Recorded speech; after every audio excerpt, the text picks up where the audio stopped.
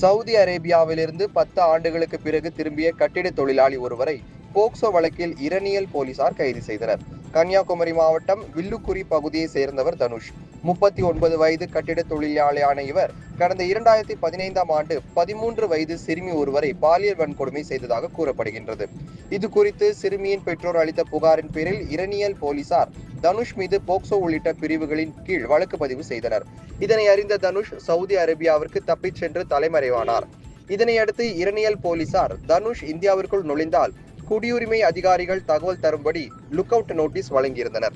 இந்நிலையில் 10 ஆண்டுகளுக்கு பிறகு சொந்த ஊர் திரும்பிய தனுஷை கொச்சி விமான நிலைய குடியுரிமை அதிகாரிகள் தடுத்து இரணியல் போலீசாருக்கு தகவல் தெரிவித்தனர். அதன் பேரில் கொச்சி விமான நிலையத்திற்கு விரைந்து சென்ற இரணியல் போலீசார் தனுஷை கைது செய்து சிறையில் அடைத்தனர்.